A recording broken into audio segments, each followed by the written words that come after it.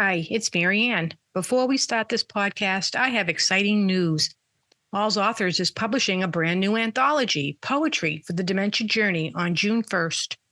In its pages, you'll discover a variety of voices writing about the diversity of dementia care experiences, caring for a mother or father or spouse, witnessing the decline of a sibling, reflections on the time before the diagnosis, the years of care, the aftermath.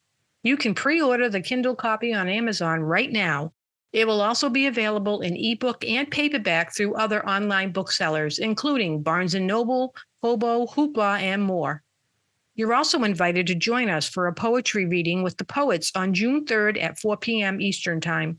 The link to reserve your seat is also in the show notes.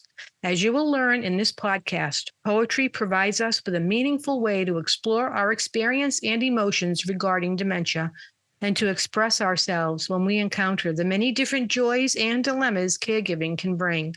Please remember to leave a review on the book sales pages once you've read it. Reviews do help boost a book's visibility and helps readers find it. Thank you for your support of our efforts. Now, on to the podcast. Welcome to the All's Authors podcast. We're so glad you found us. We're the global community of authors writing about Alzheimer's and dementia from personal experience to light the way for others. I'm Marianne Sciucco, a registered nurse, author, and dementia daughter. And I'm Christy Byrne-Yates, a licensed educational psychologist, dementia daughter, Al's author, and coach focused on the sandwich generation. Please join us for bi-weekly episodes with our authors as we talk about their dementia journeys, sharing intimate details and painfully obtained knowledge to help others currently on that path. We hope these stories offer you comfort and support as we strive to break the silence and stigma surrounding a dementia diagnosis. May one of our authors speak to your experience.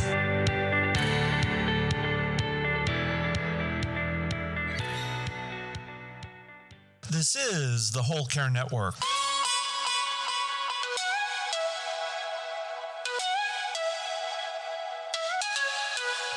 Helping you tell your story one podcast at a time. Content presented in the following podcast is for information purposes only. Views and opinions expressed in this podcast are solely those of the host and guest and may not represent the views and opinions of the Whole Care Network. Always consult with your physician for any medical advice, and always consult with your attorney for any legal advice. And thank you for listening to the Whole Care Network.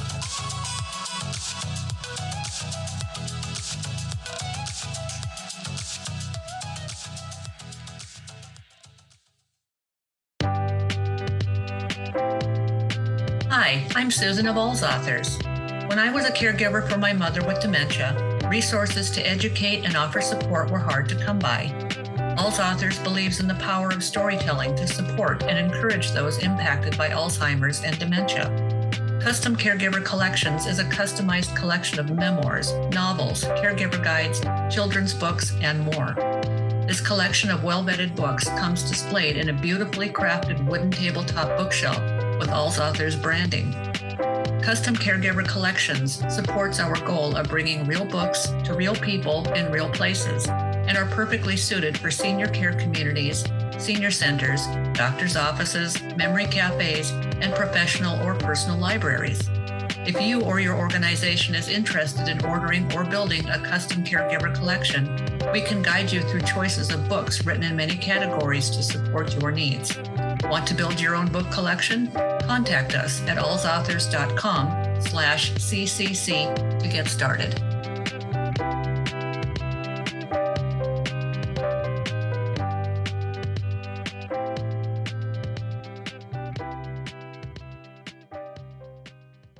Hello, everyone, and welcome to Books and Chit Chat with Aging and Amazing. Thank you for spending your precious time with us this evening.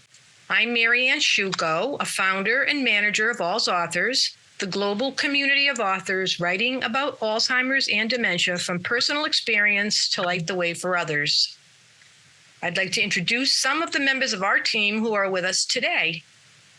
My friend Campanella, a member of the All's Authors management team and board, who is also an acquisitions editor and serves on the custom caregiver collections team. She is co-moderating with me this evening. Hello, Anne. Hello. Hi, everybody. So glad to have you. And Allie Parker, Malika's associate. Malika Moore is the owner and founder of Aging and Amazing, and hopefully she will show up this evening for a little bit. Allie is an undergraduate college student at the University of Maryland, studying psychology, and is about to graduate. She plans to go into mental health therapy and has a special interest in the older adult population. So welcome to members of Aging and Amazing and All's Authors. Oh, Malika is here. Hello, Malika. Hi, everyone. I didn't see you before. So Malika is the founder and the owner of Aging and Amazing. So be sure to check out agingamazing.com. I think we're ready. So let's get started with our presentation. Tonight, we have a special presentation in celebration of National Poetry Month, featuring 4 of our authors who have published poetry on the dementia journey. All of these authors are prolific and accomplished, and we are thrilled to have them with us tonight. Please welcome Daniel Potts, a neurologist, poet, and photographer who has published several volumes of poetry as well as a caregiver guide co-written with his wife, Ellen. His most recent book is Bringing Art to Life, Reflections on Dementia and the Transforming Power of Art in Relationships. Dan's work is inspired by his father, Lester, who became an acclaimed watercolor artist while in the throes of Alzheimer's. You can find more about Dan at his website, danielcpotts.wordpress.com. Margaret Stawowy is here. She is the editor of Storms of the Inland Sea, Poems of Alzheimer's and Dementia Caregiving with Jim Kokos, as well as 2 other volumes of poetry. Margaret was also instrumental on bringing the poets together for our Poetry for the Dementia Journey event last year, which you can listen to on our podcast or view on YouTube. You can find out more about Margaret at margaretstawowy.weebly.com. We're going to have all of these authors' website and information in the show notes when we publish this replay, so you can get them there. Sherri Levine is the author of several poetry books, including Stealing Flowers from the Neighbors and A Joy to See, ekphrastic poetry based on the artwork of Kay Levine, her mother, who succumbed to Alzheimer's. Sherri has an extensive list of accomplishments as a poet and editor. Find her at sherrilevine.com. And Sue Fagalde Lick is also with us. She is the author of several books of poetry, including Gravel Road Ahead and the upcoming memoir, No Way Out of This, written from her experience caring for her husband with Alzheimer's. She's currently pulling together our poetry anthology, which will release on June 1st and is currently available on Amazon for pre-order. You can learn more about Sue at suelick.com. All right, so now I want to get started with our discussion here. And all of the poets on this page have all had their very own dementia journey. And that's where we want to start and talk about a little bit about your journey and how poetry may have impacted that, whether or not you were writing or reading poetry at the time, or maybe it was something that you picked up later on. A lot of people tend to want to write about their experience when it's over. So we can start with you, Dan, if you want to tell us a little bit about that. And I always like to ask you to just say a little bit of something, what it was like to be a doctor diagnosing people with Alzheimer's and dementia, and then having to deal with it yourself in your private life. Well, thank you so much, Marianne, and everybody for letting me be part of this wonderful event. So it's really a pleasure to be here. So, yeah, a neurologist who's also writing poetry, who's also a care partner. It's an interesting sort of combination of things, I guess. You know, my inspiration for writing is my father, Lester, who had Alzheimer's disease and who became, well, I guess who always was, and we didn't know it, a watercolor artist in the throes of the disease, having never painted before.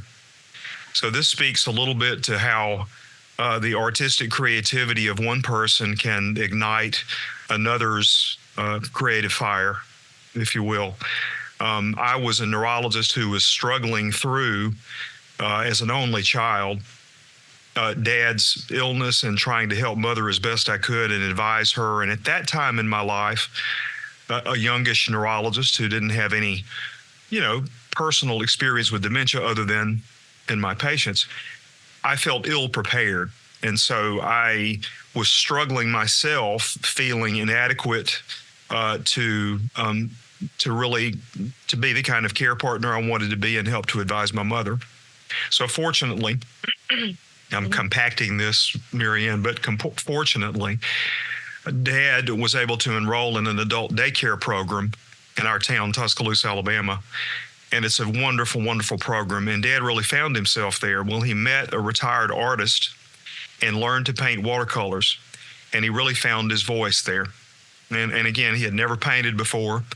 And before we knew it, we had 100 original watercolor pieces over 4 years. Some of the most amazing things you've ever seen. So I, going through a very dark time, was literally inspired and buoyed out of my funk by the person living with dementia. And so I began to wake up in the middle of the night and look at Dad's, some of Dad's paintings and think about things and process things. And the first night I wrote a poem was December 31st, 2005. And in the middle of the night, and it literally came out by itself. So I showed it to my wife the next morning very early with dark circles under my eyes and said, Ellen, I wrote a poem, look. And she said, it's great, honey. She read it. She said, are you sure you wrote that? I said, yeah, I wrote it. But it almost is unrecognizable to me. So that was the first of many. So that my dementia journey, so that was really as a neurologist care partner for my father, Lester, who found his own artistic gift in the throes of the disease. That's such a beautiful story. Thank you. Thank you. Sherri, would you like to share your story? Yeah, thank you. Thank you, Marianne. Thank you, Anne. I'm so honored to be here. And I just want to thank my family and my friends for being here. I'm so appreciative of them coming. So I was very close to my mother, and she was an artist. As you can see, the painting behind me was her painting. And so we're from upstate New York, and I live in Portland, and I wanted her to move out to Portland so we could be close. So several years into while she was in Portland, I noticed that she was forgetting things more than usual. And so then I took her she got a diagnosis of Alzheimer's, and it was very painful because we were very close. And so one day she didn't know who I was, and I was distraught. But I've always been a poet, and while I was writing my own poetry book, she was got the diagnosis and she was dying, and all the poems about my mom flowed out. They all flowed out, and that is my journey. Sherri, thank you so much. And so I'm looking forward to sharing with the poems with you. Thank you. Yes, thank you so much for sharing. Thank you, Sherri. Sue, can you tell us a little about your story? My husband showed up with Alzheimer's in about 2002. We started noticing problems, although it took a couple of years to get a diagnosis. He'd always been a forgetful guy. He's the kind of guy who had notes all over the place, and if he didn't take his calendar with him to work, he didn't know what was going on. But, we just thought that was charming. So he went into Alzheimer's. He was home with me for 7 years, and then 2 years in 4 different nursing homes. And it was a long, hard journey, which we had already gone through with my grandfather and a little bit with Fred's father. And I've always been a writer. That's how I deal with things, is I write. So, I was journaling throughout and writing poetry as well. And the month he died was April. It was Poetry Month. So I was doing a poem a day challenge, and I wrote, even on the day he passed, I wrote a poem. You've got to put it somewhere, and I put it into poetry. Thank you. I'm so glad that you did. And Margaret, can you tell us a little bit about your story? Yeah. So I noticed at one point that my mom was very forgetful, and I thought, a lot of caregivers are initially in denial, and that was my case. But I soon realized after a bit that this was not a temporary lapse, and that it was up to me to keep my mom safe and provide the care she needed. I was working full time, and I was pretty much doing this single-handedly, and my mother really didn't have any assets that I could draw upon to get her the help that I felt she needed. So it was a challenging time, and it was hard for me because, my mom was always there for me, and it struck me that now she's not, and it's up to me. Well, that's not completely true. Of course, your mother is always there, and I would see her, you could still, she never forgot who I was. And there was a bit of a disagreement about what her diagnosis might have been. I think she had sort of a vascular dementia.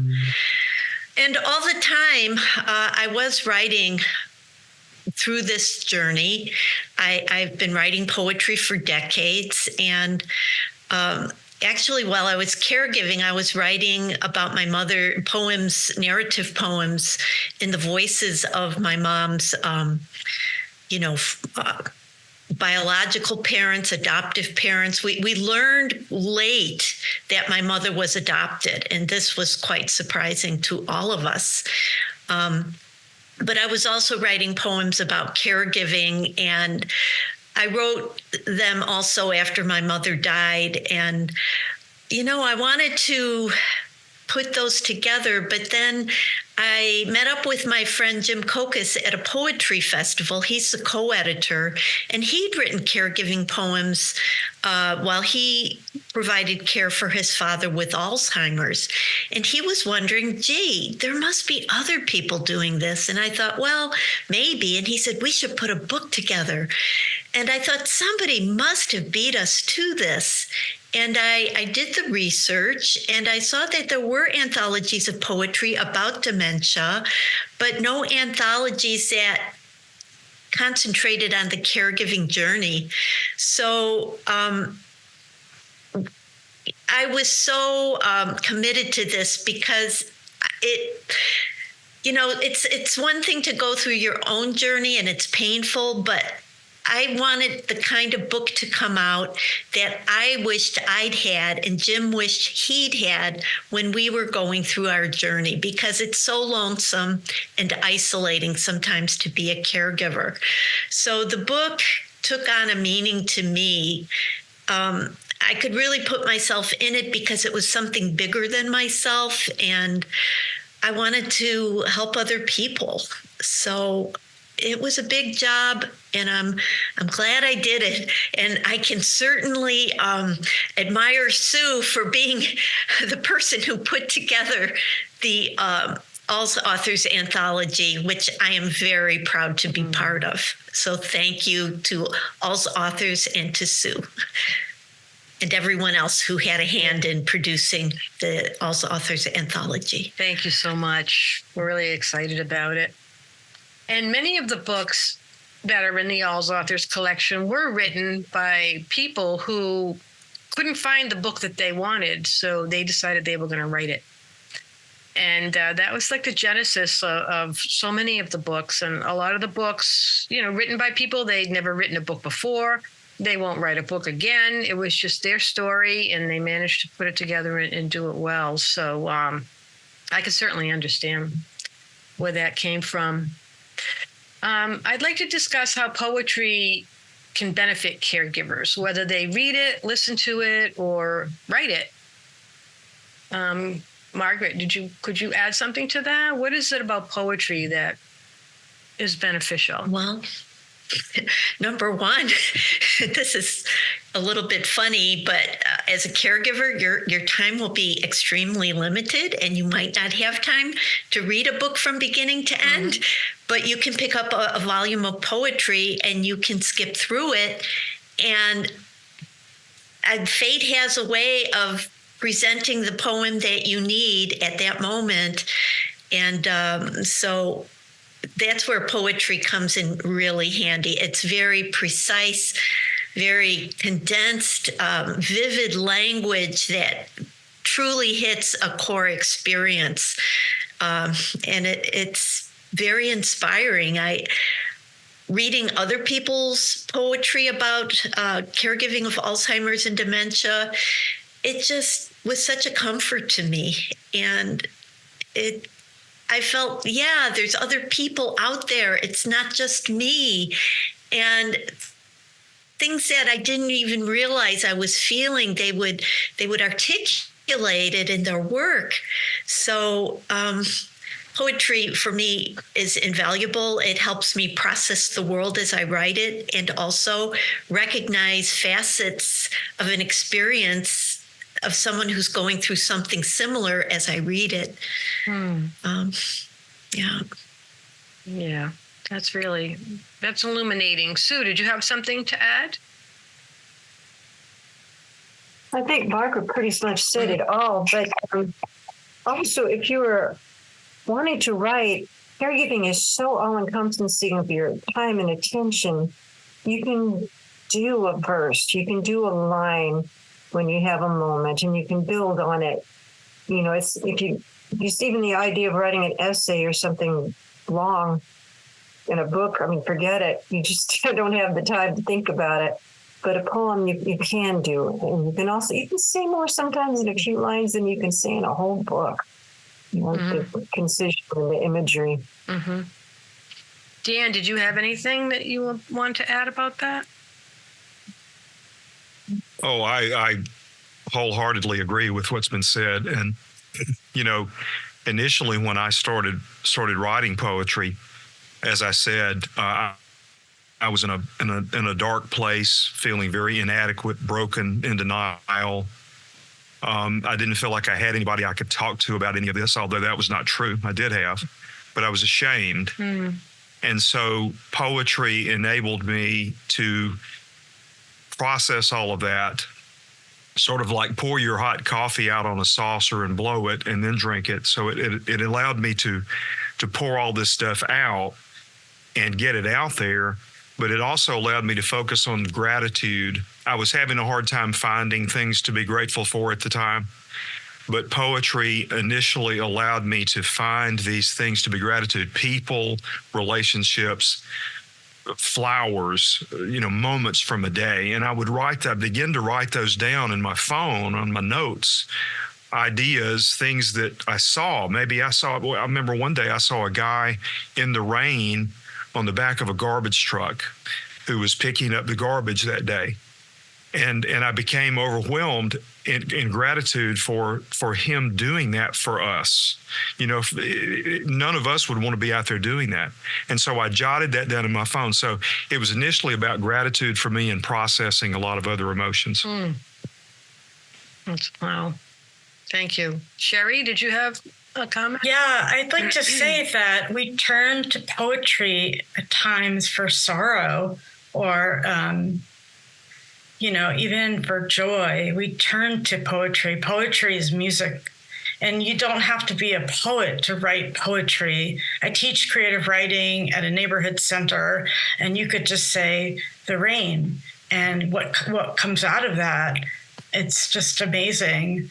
So I just want to emphasize, I see a lot of poets in the room, and you don't have to be a poet to write poetry. Thank you. Thanks, Sherri.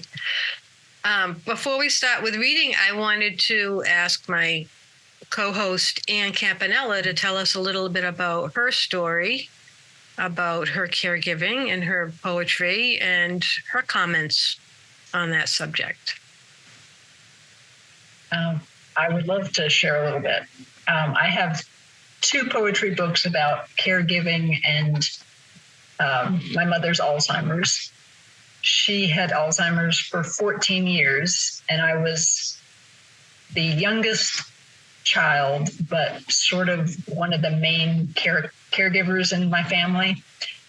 And I, like Sue, I'm a writer. Maybe others of you too. I mean, this is how I process my life. I've written books. I was a newspaper and magazine writer and editor. And during this period of my mom's Alzheimer's, poems just poured out of me, like others have said. It was just like, it was the place where I could put both the grief and the joy and the awe, the moments of whatever was happening. It was just a place to capture them. So, is that about what you wanted to hear, Marianne? Yeah, unless you had anything else to add about how it benefits caregiving and or maybe everybody's already said that. Yeah, probably so. I mean, for me, it benefited in that I had a place to put it, and then I could move on with my regular day. But every day I would come home and write in my journal, and often there was a poem there. Okay. So are you ready to read us one of your poems now? Sure, if you would like. Okay, this is a poem. This was just a moment when my mother was in a care facility, and I would often go there just feeling really bereft and like, oh, this is so hard. Just, being her daughter and seeing her the way she is. But this was a moment where I was kind of, things turned around a little bit. It's called The Kingdom of Children. I lead my mother to a seat in the gazebo where my friends' children, all dark curls, glossy skin, play with dusty plastic horses once stowed in her basement. I stroke her arm, watch her lips relax as if the children are hers.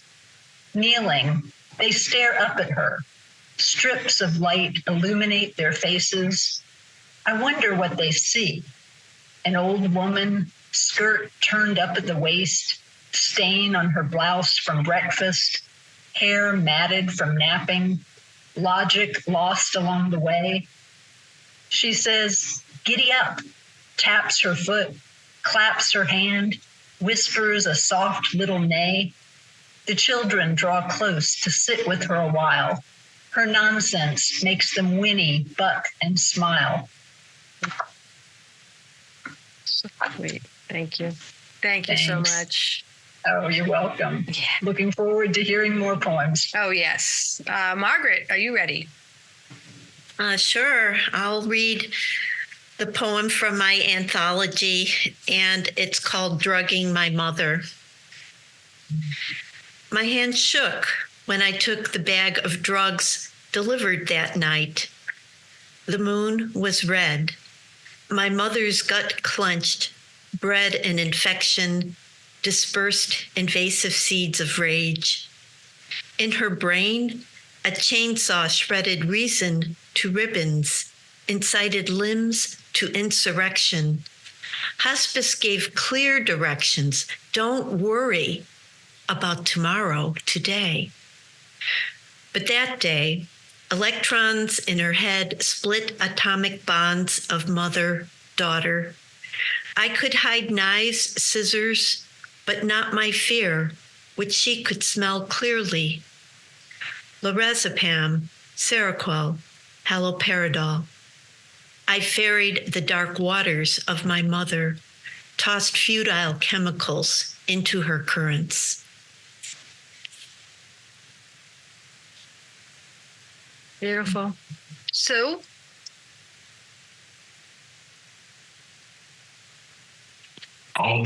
We're going in alphabetical order.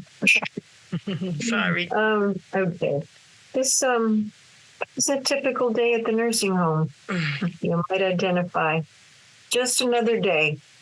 I pull boxer shorts from my bag, rip open the plastic, get busy writing room 107 in the waistbands, put them folded into your drawer. Our anniversary is coming, I say. How many? You've lost the word a few years. 25. I thirst for champagne sipped from crystal goblets. Will I be there, you ask?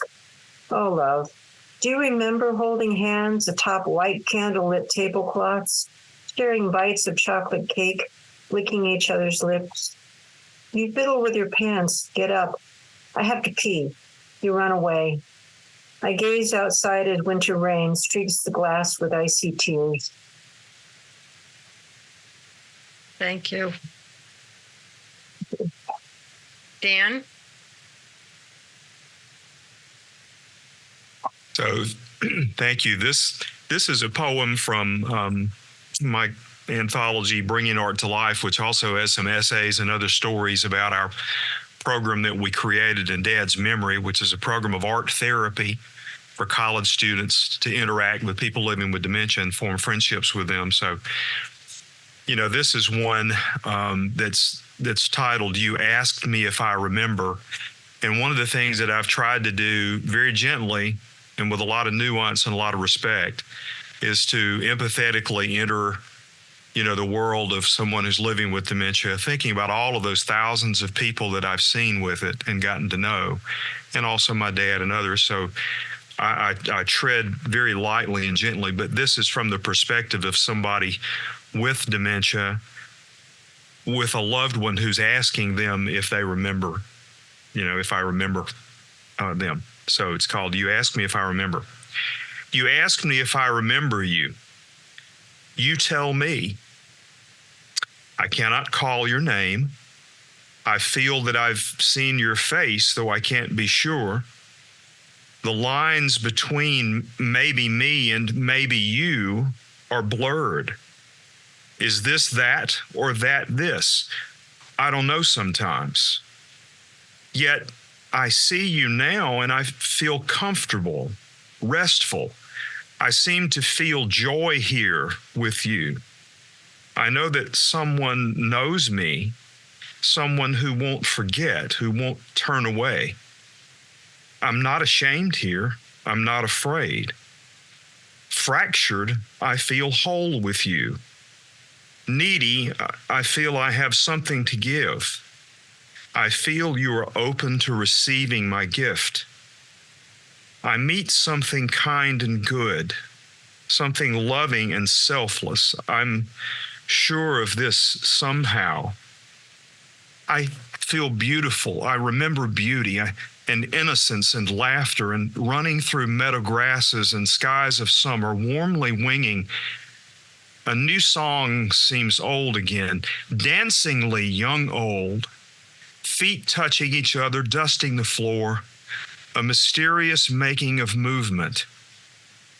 With you, the air seems to hold me safely in rooms where I've wandered. I can be still here with you. I don't have to look for words, but I can't call your name. I feel that I've seen your face, though I can't be sure. You ask me if I remember you? You tell me.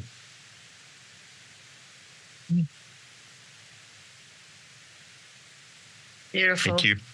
Thank you so much. That was lovely. Sherri. Well, I learned from my mother that it was important to be in the here and now.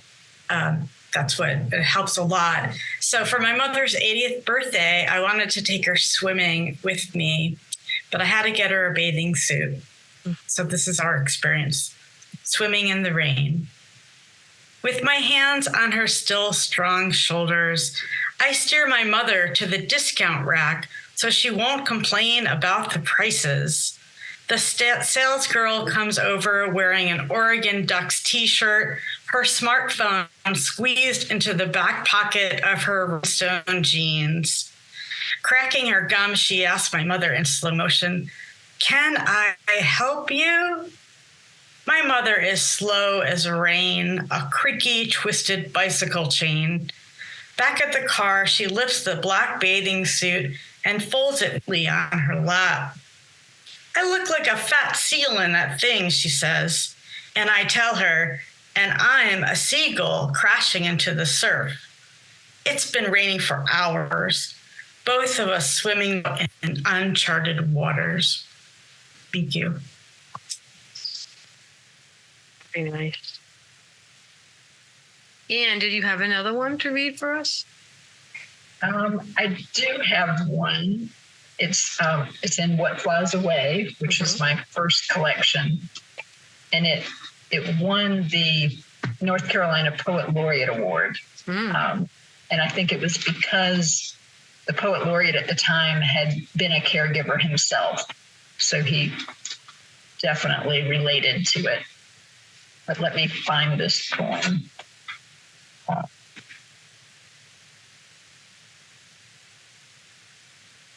Okay, why am I? Oh, here it is. It's called The Chase. We'd try to catch her before she got to the door, dressed in layers of sweaters or nothing at all, but socks and a bra. She'd call out like a kid, "I'm going sailing with Dad." Back then, I didn't know to smile and wave, slip out the back, meet her at the door. "Why, Anne," she would have said, the lake evaporating from her mind. "Come in, it's so nice to see you." My father tried to reason with her. "Dear, it's cold out. The lake is miles away. Your father won't be there. He was buried years ago." She'd raise her hand to her mouth. "No one told me he died," as tears sprang to her eyes. I'd lead her back to her room where clothes lay scattered like lost feathers. For a while, she read my face as if it were a map to her world. At dinner, my father and I exchanged looks as she poured pepper into her water, stirred it with a fork. "Something funny is going on around here," she said. Her meat and peas grew cold. When we moved her to the home, I propped a smile on my lips, learned to speak a new language. On a weekend outing, she announced, "I'm never going back to that prison." I said, "How about we do something fun?" She clapped her hands. "Let's go for a ride." I drove her down dark roads back to the home. In the car, she squeezed my hand. "You're the only one I trust." These days, words escape her. Unable to walk, she sits for hours, her legs still as some forgotten thought. Head bobbing, the weight of her chin pulls her sideways until her trunk rests against the edge of her chair. What I'd give for another chance to chase her down the drive.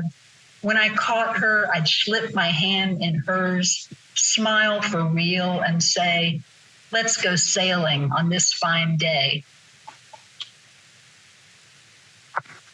Wonderful. Thanks. Thank you, Anne. Sure. Margaret? Okay. I would like to read a poem by my co-editor, Jim Kokis, and it's called The Shave. I really like this poem because it's has a hands-on caregiving, and I love the ending of this poem.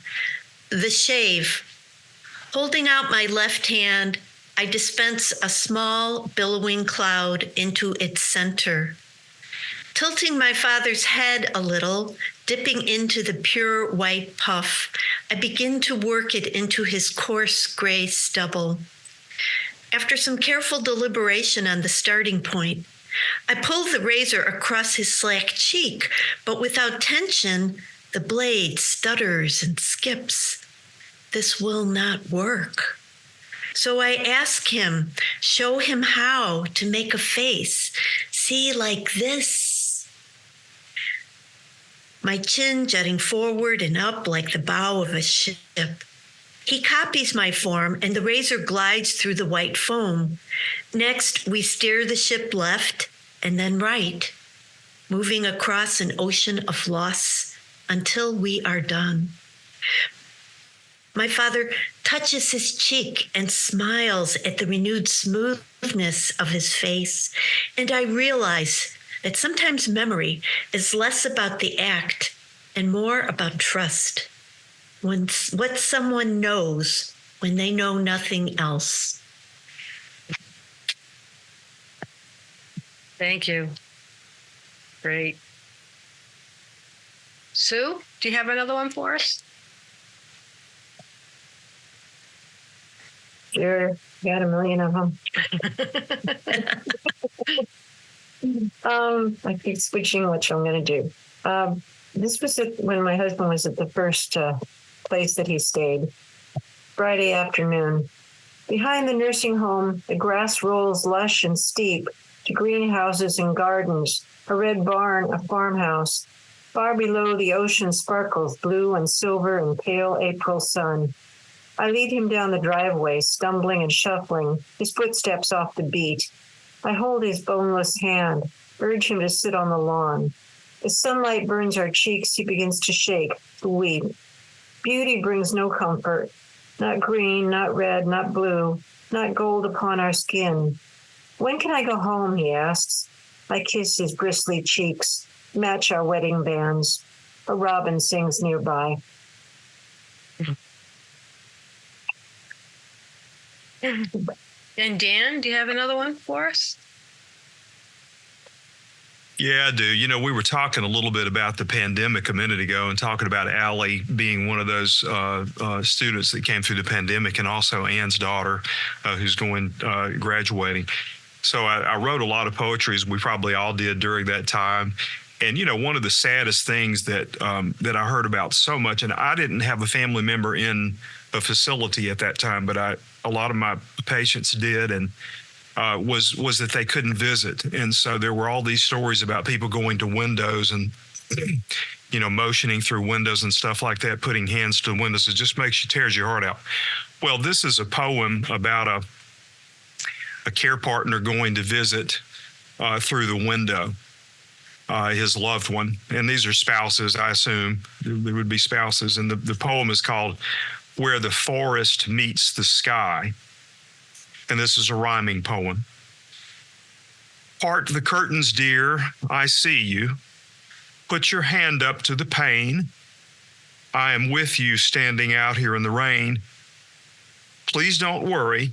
My heart hears you through this window. I'll explain when the axis of the earth aligns again. I'm praying you'll believe me, though you can't hear what I say. It's for your own good that I must stay away. But this situation grieves me, and I'm living for the day I can hold your hand and sing our blues away. So just look into my spirit through the window of my eye. We can see that distant sunset if we try. Listen closely. Do you hear it? When I ask if we can fly in our hearts to where the forest meets the sky. Wonderful. Thank you. Thank you. Yeah. And Sherri, do you have one more for us? Yeah, I wanted to say, I just wanted to show you the cover of my book. It's actually a painting of my mother's, and my mother, I told you my mother is an artist, but you know, when you love someone so much, you'll do anything. Mm-hmm. And I love my mother so much. And so what I wanted to do is, I asked, this is called A Joy to See, and I asked 27 of the most prominent poets in Oregon to write a poem in response to her paintings. And 2 poets here are in the audience that I see, wrote some poems. And I also wrote a poem too. And it's the title of this book, Stealing Flowers from the Neighbors. Oh, these are the flowers that I stole. Stealing flowers from the neighbors. No dark sunglasses, no hood over my head, no scissors, shopping bag slung over my shoulder. I slide behind bushes, hurt by brambles, yank and snap, rip. No worry or rush or hush from the birds. Squirrels, too busy collecting nuts, don't stop on the lawn to judge. Dandelion seeds fill the air like dust. A silent sneeze, a cough caught in my throat. I crawl under towering weeds and hedges, wedge myself between rocks and prickly thorns.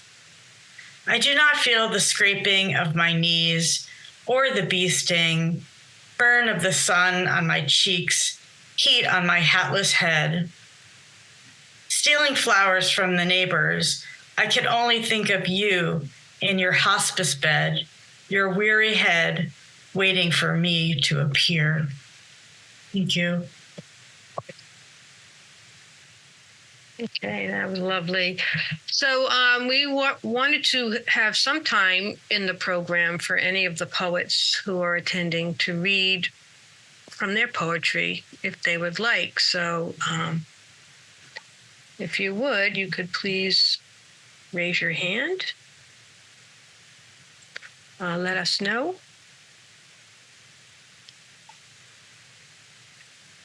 Anybody?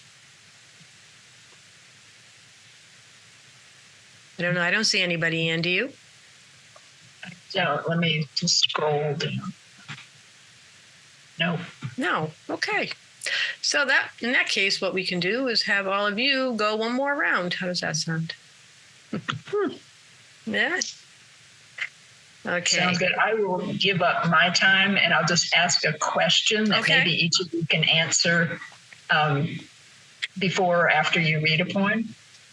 And I'm just curious what the starting point for some of your poems are. If it's a memory, an image, a phrase, a photo, piece of artwork, just what got you into either this poem or like most of your poems? It's Sherri. Sherri, you want to go first? Oh, I'm sorry. Did I cut you off? No, I don't think so. I was just going to say tremendous pain. It's so painful. And I think it was the worst experience of my life. And I feel like when I write, there's some catharsis, but it's also a gift to my mom and to honor her. So I would say out of pain comes joy at times. So thank you for asking, Anne. Sure. Thank you for that answer. Yeah. Margaret, did you want to say something? Yeah, similar to what Sherri is saying, the pain, the confusion. When I wrote that poem, Drugging My Mother, I mean, that is a really dark poem. And I was terrified. I mean, hospice we were able to finally get my mom more of the care she needed because I was able to get her on hospice, though she wasn't actively dying. And we had to stabilize her because her behavior was becoming violent and terribly problematic. And they gave me these drugs, and they sort of gave me some very basic guidelines for how to begin. And I was like, what? I can't do this. This is my mother. So it was a terrible moment for me. It was a very dark moment. I was very frightened. And I'm not sure.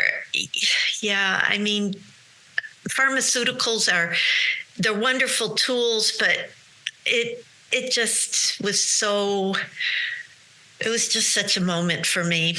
And I would like to add something. You know, caregiving was really hard on me. And to some extent, I did have some health consequences as a result of it. But I would like to say it made me a better person. It changed me. And, you know, I feel like I wouldn't be who I am. I couldn't have the compassion that I have for people going through this journey, the compassion for not just the caregivers, but I mean, it's hard for us, of course, but it's so hard for the person going through that. It's heartbreaking to see somebody you care so much about so confused and it's, yeah, so pain and confusion. That's the short answer.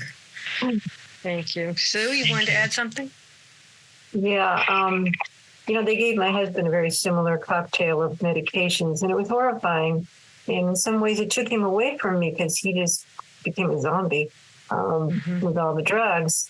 But yeah, his behavior was getting beyond. For me, sometimes it's pain. You know, the last one I read, he was hoping, trying so hard to make me feel better, and nothing would. He was just brokenhearted. And so, that broke my heart too. But a lot of times for me, it's a phrase, that comes to mind, an image, or something that happens that I just want to capture that little moment. And that gets me started. Doesn't take much. Thank you. Dan, did you want to say something? What I did. What a great question. And, I agree with I feel the same way that you all do about it. People that know me know that during my dad's illness and afterwards, I've been struggling and thinking about and pondering this idea of personhood and what makes us a person, what makes it, the selfhood. It's persistence in Alzheimer's and other dementias, and it's expression through the creative arts and our ability to build a relationship around that. And, as dad, I don't believe people can lose their personhood. That's my feeling. I think that it's still there. We still have to know how to reach it. But I felt I was losing mine, when I saw Dad going through this. And I just think we're so interconnected. And so the relational aspect of this. So for me, things that bring me back to selfhood, things that connect me deeply, whether it's a rock that I've observed on a hike, or whether it's a bird flying through the air, or whether it's a person, things that are relational make me want to write. And so something touches a chord, I'll jot something down and I'll go explore that later. So it's that relational, that personhood, that maybe the connecting at a deep level, the soulfulness of something makes me want to write. It's beautiful. Thank you. Thank you. Did you have one more poem for us, Dan? Well, I do. This along those lines of what I just said. This is a poem that was one of my first ones that I wrote. As Dad was really passing away in hospice. And I was struggling with this loss of self, this personhood. I was struggling in this dark place. I felt like I was losing mine. And I could hear him saying the following words. And so I called this Remember. This is him speaking to me, or anyone. Remember who you are, my child, who you were born to be. Let love be law in mind and heart. Let life be charity. If bandaged, begging hands assail your palisades of calm, let labor bring tranquility. Let healing be its balm. When death itself so stealthily advances through your days, let quiet faith be your resolve. Let living be your praise. Then, when my spirit and my flesh unknit and I am gone, within your heart the finest part of me continues on. Thank you. Thank you, Dan. Sue, one more? I'm going to lighten the mood a little bit. It's always good. Yeah. Dan, that was, you got me. Memory care. The aides serve ice cream every day, and every day the residents are surprised at this new treat. Handed bowls of vanilla scooped from tubs, they stare at the white mounds floating there. Some poke it with dirty fingers, spilling ice cream over the sides, while others bend and lick it like a cat. Some just set it down. One man, we'll call him Frank, with just one tooth, grabs a handful, makes a snowball, and throws it at the TV set, where it slithers down the screen over Haas on the old Bonanza show. Bingo, cries an old lady with an ice cream mustache. Great. There's so many different elements. So remind me of my days of working in the nursing home. I don't know what to do with it. That's so funny. Margaret. Yes. Okay. So one of the contributors to the anthology is here, and she didn't volunteer to read. So I'm going to read this poem of Anne Farley. When I got this poem in my submissions, I want this poem. and it's called On the Sunset Eastbound. We leave earlier than necessary to go to the neurologist's office. I lie about the appointment time because nothing slows an elderly person like being rushed. We snake the sloping curves to the tunnel into Portland, traffic thick but moving, until abruptly it isn't. We stop, and I calculate the distance left, the chances of finding parking near an elevator, the hallways we need to walk, how often he might shuffle to a stop to ask a question or gaze out a window. Time trickles while we sit like rocks in a river.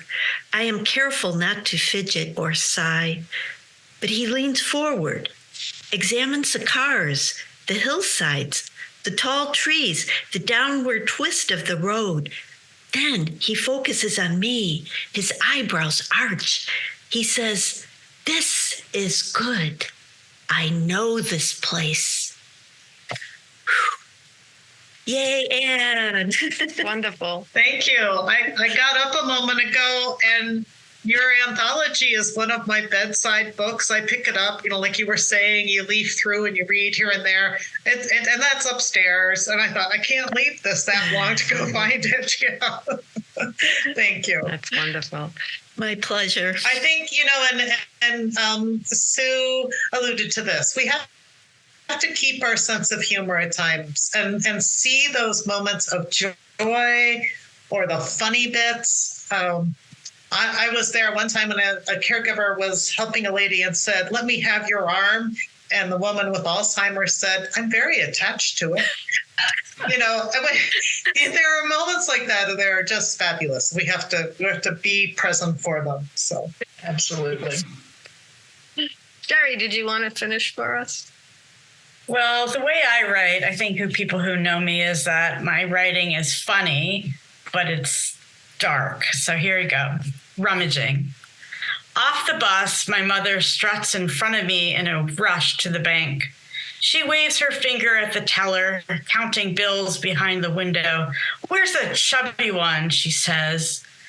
I stand behind her and tug her arm. "Stop it," she says. She pulls away, rummaging through her black leather fanny pack for her driver's license. I know she won't find it. "They know me here," she yells.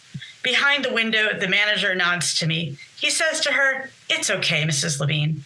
I turn around and face the security guard, the taser on his belt.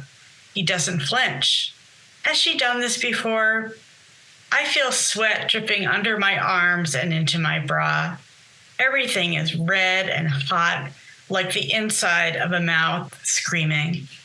Mm. Thank you. Yeah, that's Very beautiful. vivid. Thank you, Sherri. Okay, so this concludes our readings, and I want to thank everyone for attending Aging and Amazing's Books and Chit Chat with All's Authors. We'd love to see you at our next book discussion on Tuesday, May 28th at 7 p.m. Eastern Time, when we meet Vicky Tapia, who is the author of Somebody Stole My Iron, a family memoir of dementia, inspired by her caregiving years for parents who both had dementia. You may learn more and register for the event in the Books and Chit Chat channel in the Aging and Amazing community. I also invite you to become among the first to know everything new at All's Authors as a subscriber to our weekly newsletter. You can sign up at allsauthors.com, then check your inbox each week for our news, introducing our latest author, podcast, special events, and more.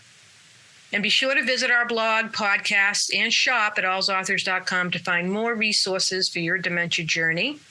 You can also find us on social media, Facebook, Twitter, Instagram, and LinkedIn, where we share a wealth of resources. Remember, you are not alone. One can sing a lonely song, but we chose to form a choir and create harmony. Thank you so much for being here.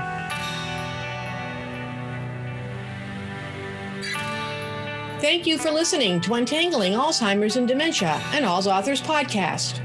For more details on this episode, please see the show notes. If you enjoyed the podcast, please leave a review. and subscribe to it on whichever platform you use to listen to your favorite podcasts.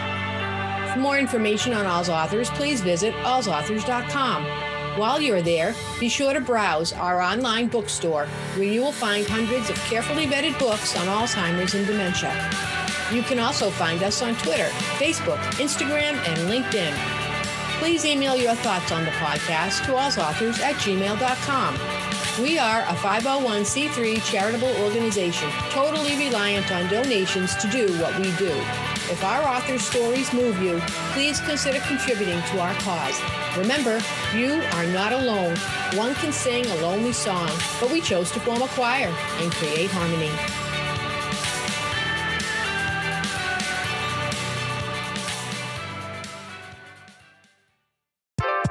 Hi, my name is Christy Byrne Yates, and I'm one of over 300 authors of alsauthors.com. I'm also a donor to Al's Authors. I chose to participate in the monthly donation program because for me, it's easy and efficient. You can donate one time, monthly, or annually. Simply go to alsauthors.com/donate. So why do I donate? Let me tell you. The management team at Al's Authors is such a dedicated and passionate group of volunteers who receive no financial compensation for their hard work.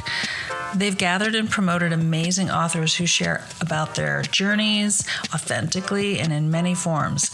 There are books for children, professionals, family caregivers, and for those who've been diagnosed with some form of dementia. Al's Authors also produces rich content that is completely free through podcasts, special events, and a vibrant YouTube channel. Please consider donating to Al's Authors today by going to alsauthors.com/donate.